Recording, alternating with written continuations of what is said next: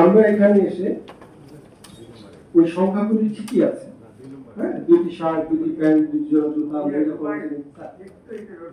মনে হয় যদি একবারই আলোচনা করে যায় ভালো আমাদের সময় কম।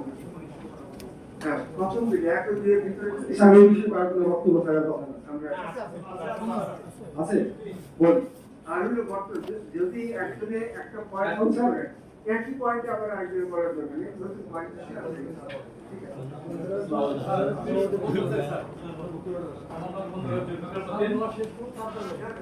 বলার সুযোগ পাবো তখন পুরো ফেলবি। ঠিক আছে, শেষ হোক। স্যার আমার মনে হয় যে আমরা পড়ে যাই, ওনার রুল যা কিছু শেষ করতে পারবো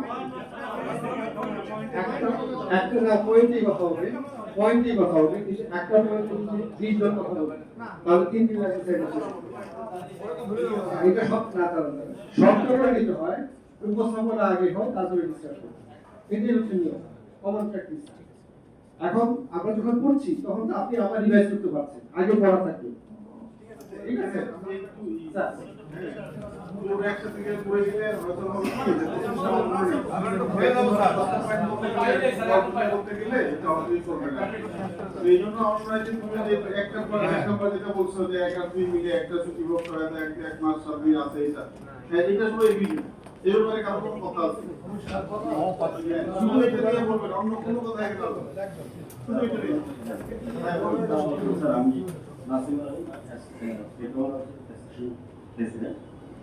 স্যার আসলে যেটা হচ্ছে যে আমাদের কেন্দ্রীয় মন্ত্রীর সাথে দেওয়া হতো না, এক নাম্বার তো শুনছেন, এক শুনে এখন বলেন না বাকিগুলো যেখানে আপনার মতামত থাকে অন্যগুলো আমরা তো ওই পয়েন্টে শুনবো। এখন যদি বলেন যে ছুটি হোক সহায়তা যে আছে, এক মাসের সমপরিমাণ বেতন দেবে, 7 দিনের ছুটি দেবে, এটা নিয়ে কোনো কথা আছে কিনা? স্যার এখানে এই জায়গায় আমার কথা আছে, কিন্তু তার আগে যদি আমি তাহলে আমাদের যে প্রস্তাব সেই প্রস্তাবটা যৌক্তিকরণ হয় না। এই জন্য আমি এই জায়গায় একটু জাস্ট দুই একটা পয়েন্ট করতে চাই। তাহলে আমরা যে প্রস্তাবটা আমরা কেন বলছি এইখানেই দেখা চলে আসছে। এই জন্য বলতে চাচ্ছিলাম যে প্রথমত যেটা আমাদেরকে দেওয়া হলে বিশেষ ভালো হতো, যাই হোক দেওয়া হয়নি।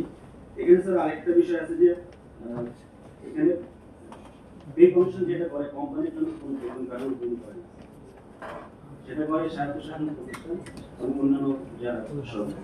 সুতরাং কোম্পানিগুলো কোনো পে কমিশনের জন্য কোনো বেতন স্কিম হয় না। ওনারা যেটা করেন স্বায়ত্তশাসন আমাদের জন্য যেটা হয় এইটা কোম্পানিগুলো অ্যাডপ্ট করে।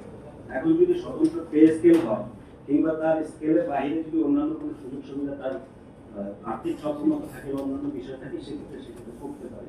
কাজে বেতন স্কেলের সাথে সামঞ্জস্যপূর্ণ হবে ভাবে করতে হবে, এই বিষয়টা আমাদের দ্বিমত আছে প্রথমত। স্যার আর প্রস্তাব কি?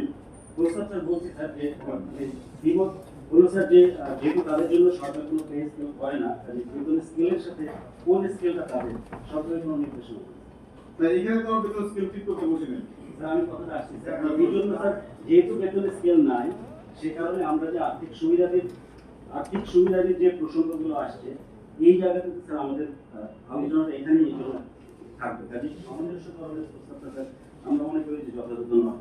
এরপরে স্যার এখানে আরো জিনিস বলা হয়েছে যে মূল্যস্ফীতি, কার্যক্রম পরিচিতি, চুক্তিকরণ, হালনাগাদ করা। আমরা এখানে যেটা দেখলাম যে অনেকগুলো বিষয় একই আছে কিংবা অনেক ক্ষেত্রে কমনও